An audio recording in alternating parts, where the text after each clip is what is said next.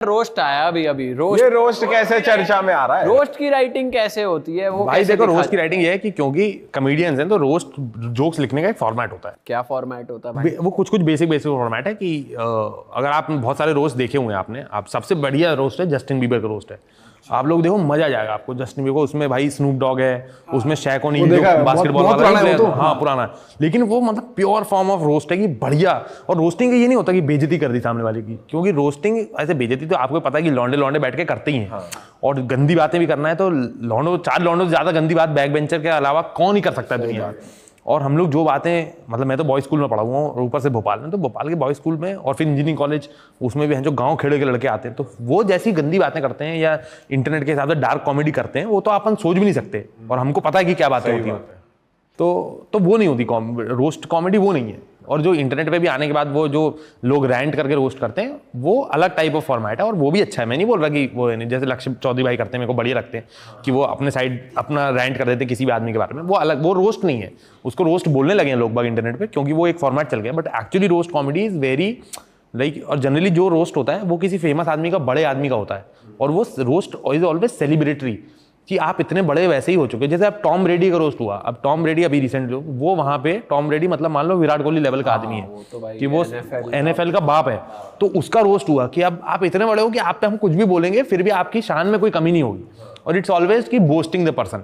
तो roast jokes जब भी होते हैं, तो जो रोस्ट जोक्स का फॉर्मेट होता है वो ये होता है कि सामने वाले को मजा आ जाए।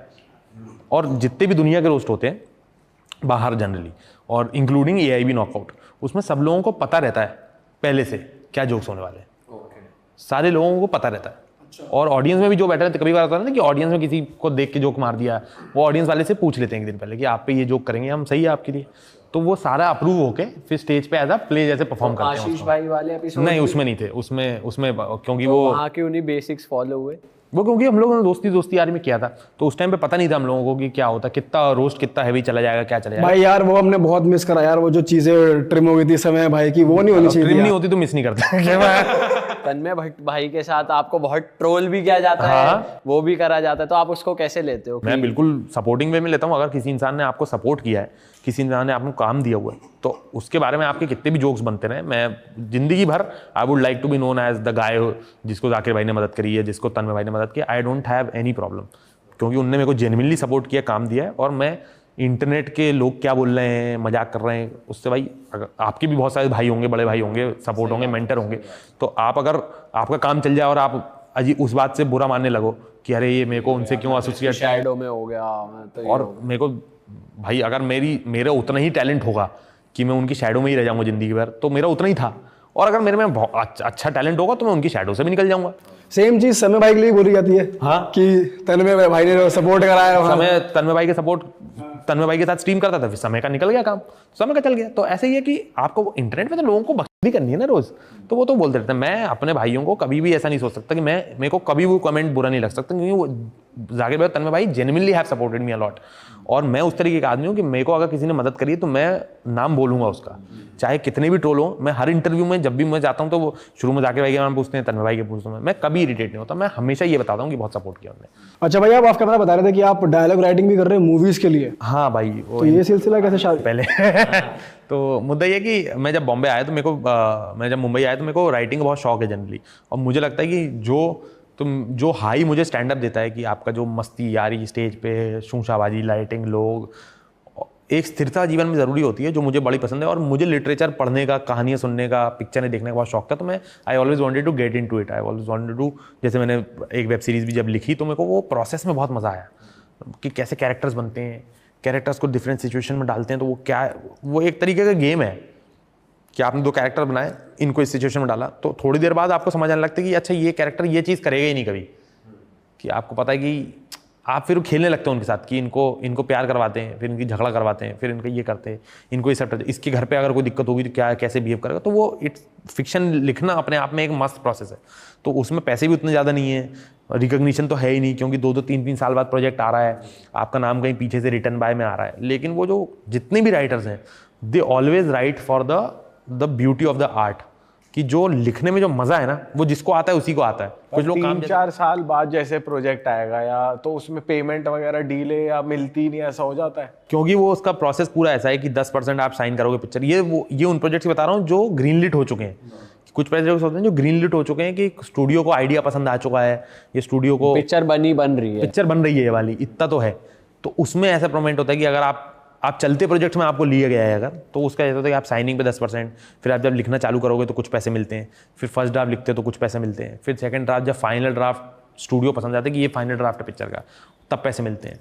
फिर आप जब जाते हो पिक्चर शूट होती है तो कुछ पैसे मिलते हैं, क्योंकि शूटिंग पे भी राइटर्स को रखा जाता है कि इम्प्रोवाइज करना है। किसी कभी सीन पसंद नहीं आ रहा, नई सीन वर्क कर रहा, तो राइटर रात में बैठ के लिख देगा वो सीन। तो राइटर एक्टर से भी मिलता है? हाँ, एक्टर से भी मिलता है। जब नरेट करने जाते हैं पिक्चर तो राइटर ही जाते हैं, राइटर जाके एक्टर को पिक्चर सुनाता है, क्योंकि उस टाइम पे वो दुनिया राइटर की है। तो वो एक्टर जो भी सवाल पूछेगा तो वो राइटर ही जवाब दे सकता है। अभी तक गए हो आप किसी को समझाने? हाँ भाई, बहुत। कोई बताओ ना किस्सा यार मैं करण जौहर साहब को पिक्चर सुनाने गया। अच्छा। हाँ, और मेरे लिए मैं जस्ट मुंबई आया हुआ था और 3-4 महीने हुए थे मुझे मुंबई आए हुए थे, और ये पिक्चर मेरे को मिल गई। तो ऐसा जनरली प्रोसेस होता है कि अगर आपको किसी राइटिंग प्रोजेक्ट में आप वो होते हो तो वो आपको राइटिंग टेस्ट देते हैं कि जैसे मैं डायलॉग राइटर हूँ तो वो 2-3 सीन दे देंगे, बोलेंगे इस पर डायलॉग वर्क करके मुझको भेजो वापस। तो मैंने उन पे वो जो प्रोजेक्ट आया उसमें मैंने डायलॉग वर्क करके भेज दिया। उसमें टोनैलिटी थोड़ी सेंट्रल इंडिया की थी, तो मैं सेंट्रल इंडिया का, तो मुझे पता है कि वहाँ के कैरेक्टर्स कैसे बात करेंगे। क्योंकि अब जैसे वो ये कि अगर आप भी स्क्रीन पे लिखोगे तो आप अपने हिसाब से लिखोगे ना, लेकिन अब डायलॉग राइटर को इतना सेंस होना चाहिए कि दिल्ली का आदमी कैसे बात करेगा, कौन से वर्ड्स यूज़ करेगा, कौन से वर्ड्स यूज़ नहीं करेगा। जैसे दिल्ली वाला यूज़ करेगा, मुंबई वाला यूज़ नहीं करेगा, कुछ अलग वर्ड यूज़ करेगा, बैंटर यूज़ करेगा, या कोई भी वर्ड यूज़ करेगा। हर शहर की या किस क्लास का आदमी है वो, अगर अमीर आदमी है तो उसकी शब्दावली अलग होगी, गरीब आदमी उसकी शब्दावली अलग होगी। तो डायलॉग राइटर का मेजरली ये काम होता है, और सीन को इंटरेस्टिंग बनाना। तो मैंने उनको 3 सीन करके भेजे, उन्होंने बोला ठीक है, सही लगा हमको। हाँ, सेटिस्फाई करना होता है पूरा हर तरह से। तो उन्होंने बोला कि आप ये पिक्चर लिख रहे हैं। तो जब पिक्चर लिख ली 1 साल बाद, तो वो अलग अलग स्टूडियोज़ को, अलग अलग प्रोड्यूसर्स को, अलग अलग डायरेक्टर्स को और एक्टर्स को पिच करने जाते हैं कि भाई ये पिक्चर है, आप बनाना चाहते हैं क्या। तो उसमें हम करण जौहर साहब को पिक्चर सुनाने गए थे, और मतलब मेरे लिए बहुत बड़ी चीज़ थी वो, क्योंकि मैं इतनी प्रेशर होता है ना आप पे कि अब आपको ही सुनानी है पिक्चर 3 घंटे। तो पूरे जितने लोगों ने मेहनत करी है वो आपको दे दी उनने। तो मैं सुनाने गया तो उनने बड़े अच्छे से सुनी पूरी 3 घंटे की पिक्चर, और मतलब उनने बोल दिया था, जैसे कुछ लोग ऐसे होते हैं कि वो रिएक्ट नहीं करते पूरी पिक्चर में, क्योंकि उनको पता है कि अगर हमने ज़्यादा रिएक्ट कर दिया तो इनको पता चल जाएगा कि हमको पसंद आई है पिक्चर, अच्छी लग रही है, हमारी नेगोशिएशन पावर चली जाएगी। कि हम ये नहीं कह सकते कि हमको अच्छी लगी है, हम देख रहे हैं। तो अब देख रहे हैं बोलेंगे तो प्रोड्यूसर कन्विंस करेगा कि सर कर लो थोड़े ज़्यादा पैसे। तो ज़्यादा लोग रिएक्ट नहीं करते पिक्चर सुनते टाइम, उनको हंसी भी आ रही होती है या मज़ा आ रहा होता है तो वो चुपचाप बैठे रहते हैं। लेकिन करण सर ने प्रॉपर रिएक्ट किया, फीडबैक दिए कि इसमें ये चेंजेस हो सकते हैं, वो सब। और मेरे लिए तो मतलब मैं तो सोच भी, मतलब मेरी तो फट गई थी बहुत ज़्यादा। मैं कहा मैं कैसे सुना सकता हूँ पिक्चर भाई 3 घंटे की, और मेरे को पहले ये पता नहीं था कि 3 घंटे बैठ के कोई पिक्चर सुनता है। अरे वाह, आपने ये वीडियो यहाँ तक देख ली भाई, तुमने हमारी मेहनत सफल कर दिया। तुम ही लोग हो असली real hit.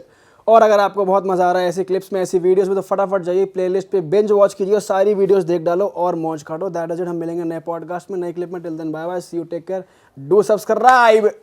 Best of real talk online. Okay, bye bye.